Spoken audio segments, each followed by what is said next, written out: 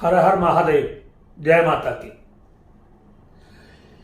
एक व्यक्ति ने कहा, गुरुदेव, हमने किसी व्यक्ति का उतारा किया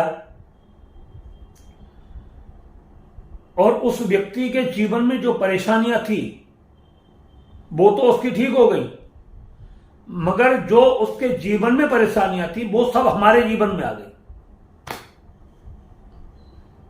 उसके यहां पर जो भी मुसीबत थी, बल्कि उससे कई गुना और बढ़ चढ़ करके हमारे यहां पर आ गई। हमारा काम धंधा पूरे तरीके से चौपट हो गया है, घर में बीमारी फैल गई है, भयंकर कलेश फैल गया है, घर में किसी भी प्रकार की मतलब जो है कोई बरकत नहीं रही है। एक दूसरा व्यक्ति एक दूसरे को खाने के लिए दौड़ता है, बीमारी निकलने का नाम नहीं ले रही है, पैसा पानी की तरह बहना शुरू हो गया है। और उसने बताया कि 1.5 महीने में कम से कम 3.5 लाख रुपए खर्च हो गया है दुनिया भर की रिपोर्ट जानकारी करने को, जबकि कोई बीमारी नहीं थी घर में। वहम ऐसा पैदा होना शुरू होता चला गया है कि घर में इसको क्या बीमारी है, किसको क्या बीमारी है, और बीमारी का पता नहीं चलता है। आदमी रात और दिन परेशान रहता है, पूरा शरीर दुखता है, सिर में दर्द रहता है, ऐसा लगता है जैसे किसी ने हड्डियां तोड़ दी हो शरीर में घर की। और एक जैसी ही बीमारी लगभग परिवार के कई सदस्यों को होनी शुरू हो जाती है। ऐसा लगता है जैसे सिर में किसी ने कील ठोक दी हो, एक नहीं कितनी कीलें ठोक दी हो, हार्ट में कितनी कीलें ठोक दी हो। तो समझ में नहीं आ रहा ये सब ऐसा क्यों हो गया। हमने मतलब जो उतारा तो कई बार किया, मगर इस बार ही ऐसा क्यों हुआ। कम से कम 50 बार उतारा किया है, बहुत सारे झाड़े दिए हमने लोगों को, सब ठीक हुए, मगर अब के बार ही हमारे साथ ऐसा क्यों हुआ। जिस आदमी को हमने झाड़ा दिया वो बिल्कुल एकदम पूरे तरीके से ठीक है, उसका घर ठीक है, उसका काम धंधा बहुत बढ़िया चलना शुरू हो गया, मगर दिक्कत हमारे घर में आने शुरू हो गई है। इसका समाधान क्या है, कैसे करें। देखिए, सबसे पहली बात, जब आपको कोई जानकारी नहीं है या कोई छोटी मोटी जानकारी है तो आपको ये सब बड़े काम नहीं करने चाहिए, बिल्कुल भी, किसी भी तरीके के।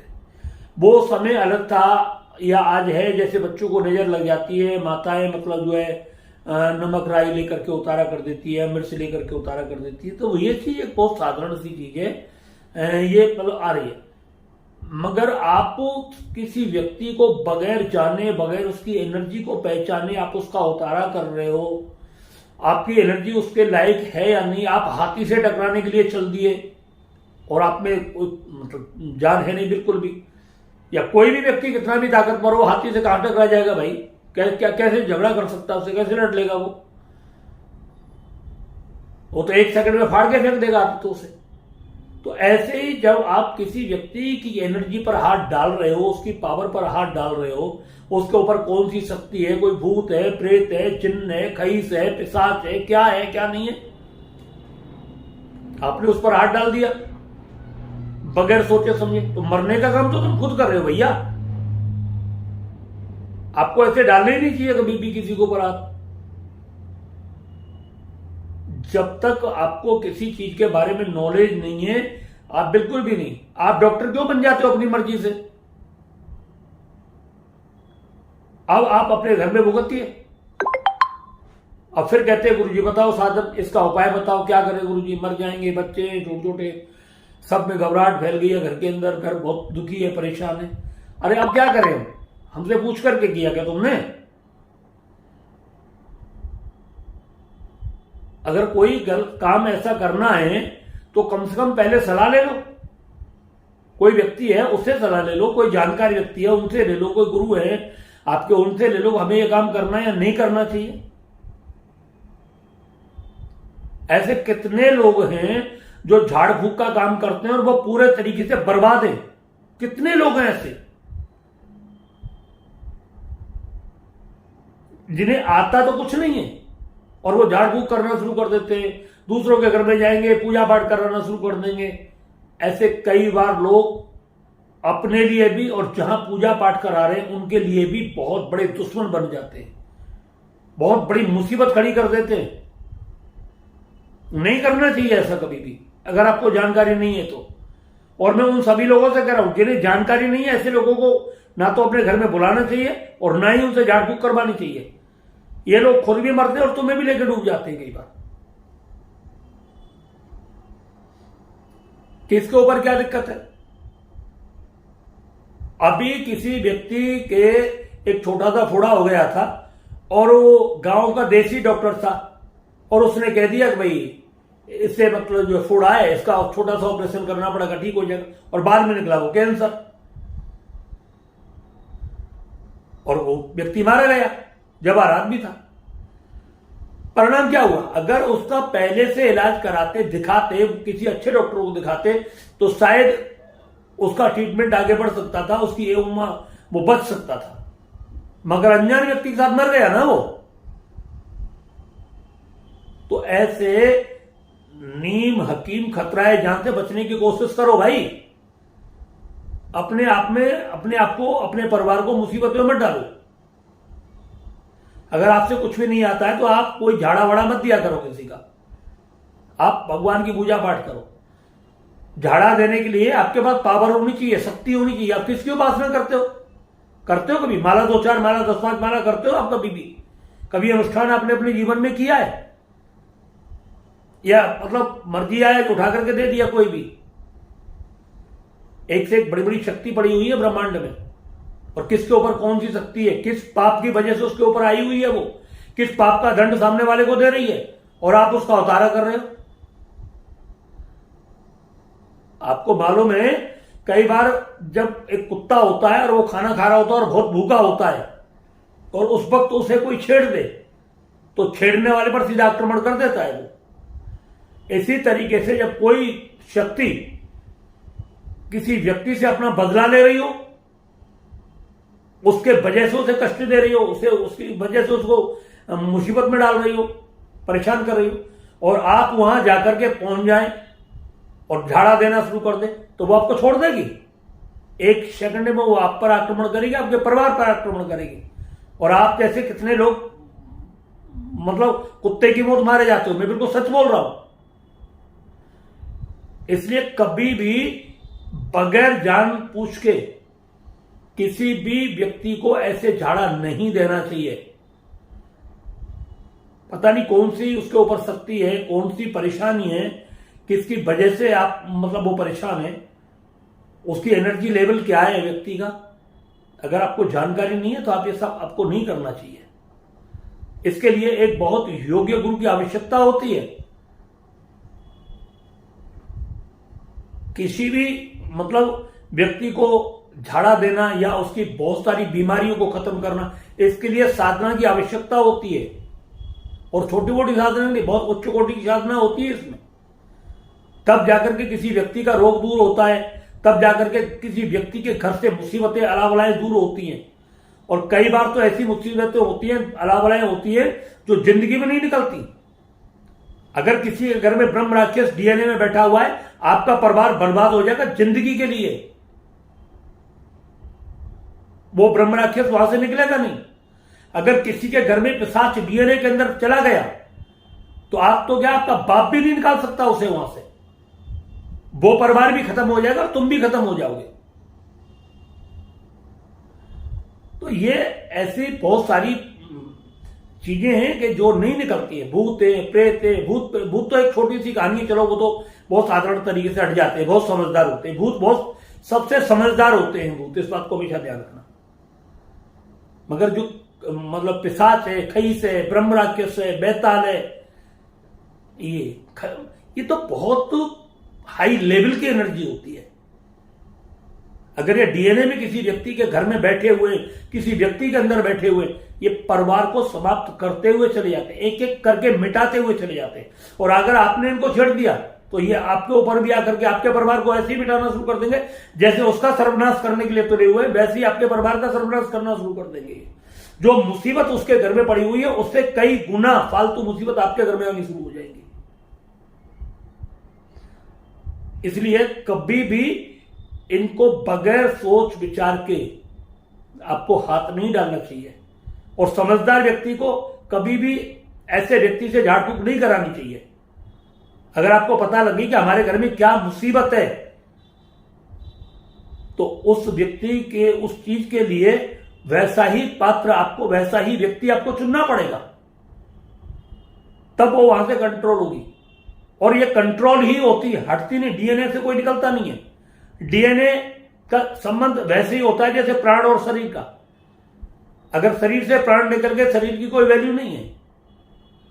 डीएनए में अगर कोई चीज चली जाती है, चाहे वो जिंद हो, पिशाच हो, खईस हो, कोई डीएनए में अगर चला गया तो उस परिवार की एक एक करके मौत होनी शुरू हो जाती है, बचते नहीं है। कोई ना कोई ऐसी बीमारी लगती चली जाती है जिसे बचेगा नहीं आदमी। इनको कंट्रोल करना ही बहुत बड़ी पावर होती है। कंट्रोल करने की अलग अलग विधियां होती हैं इनकी सबकी, कौन किस तरीके से इसको कंट्रोल करता है, तो वो आपका अपना अलग अलग तरीका होता है। इनसे कैसे व्यक्ति को बचाया जाए, समय समय पर डीएनए लगाना पड़ता है, तब जाकर के उनका पता लगता है। जैसे आप अपनी, बहुत सारे लोग वो अपनी रिपोर्ट मतलब कराते, हर महीने जांच कराते हो, कोई साल में कराता है कि हमें कोई कैंसर तो नहीं हो रहा, कहीं हमें लीवर तो सोराइसिस या कोई बीमारी नहीं हो रही, कहीं हमारी किडनी फेल तो नहीं हो रही, कहीं हमें कोई और तो बीमारी, मेजर बीमारी तो नहीं है, जो हर साल अपनी जांच कराते हैं। इसी तरीके से एनर्जी के एक्सपर्ट जब उनको पता लग जाता है कि इस घर में ये मुसीबत है, तो वो समय समय पर उस व्यक्ति का डीएनए सेट करते हैं। लगता है कि जब किसी व्यक्ति का डीएनए डाउन होता है तो वो चीज वहां आक्रमण कर सकती है, तुरंत उसका डीएनए लगाएंगे और उसकी ऊर्जा को बढ़ा देंगे, इसलिए वो शक्ति उस पर काम नहीं कर पाती, रुक जाती है।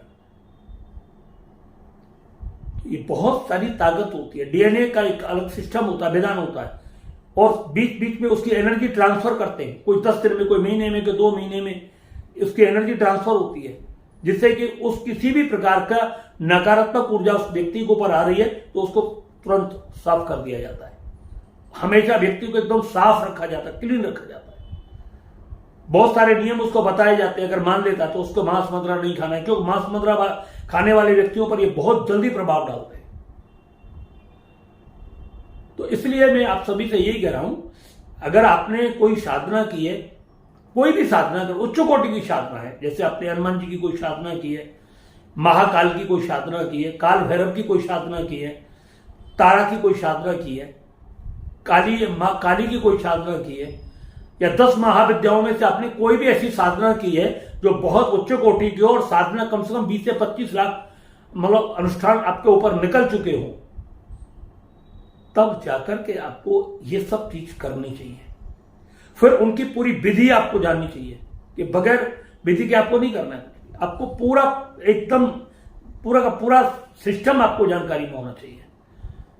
अगर बाय किसी भी तरीके से यहां से कोई चीज अगर निकल करके किसी व्यक्ति पर या हमारे ऊपर आक्रमण करती है तो उसका समाधान क्या हो सकता है, ये आपको बहुत जानकारी होनी चाहिए। तो इसलिए कभी भी किसी व्यक्ति पर ऐसे उतारा नहीं करना चाहिए, जाने अनजाने में, और अपने लिए मुसीबत खड़ी ना करें।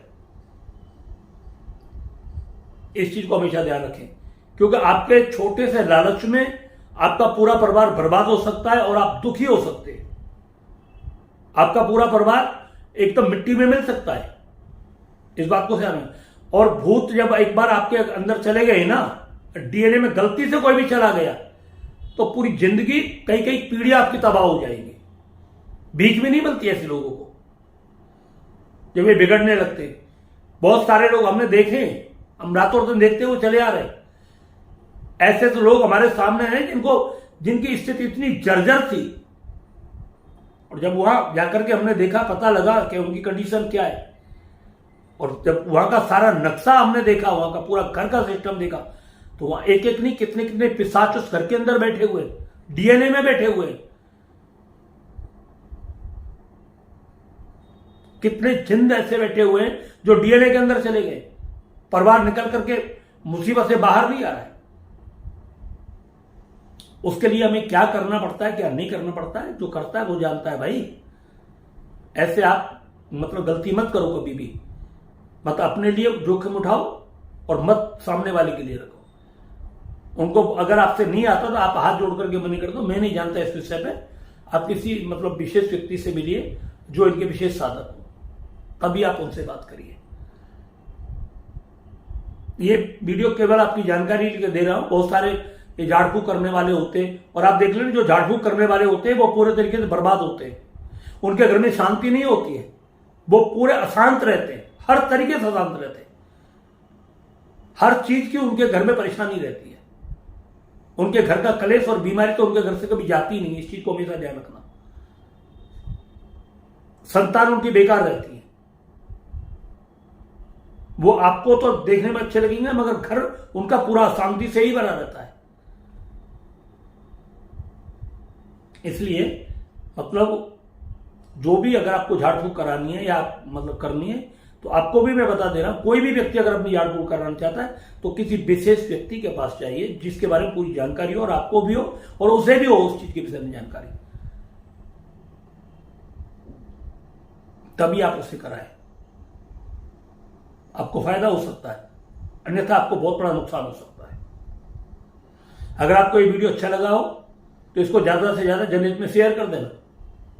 हो सकता है बहुत सारे लोगों की जान बच जाए, मुसीबत से निकल जाए।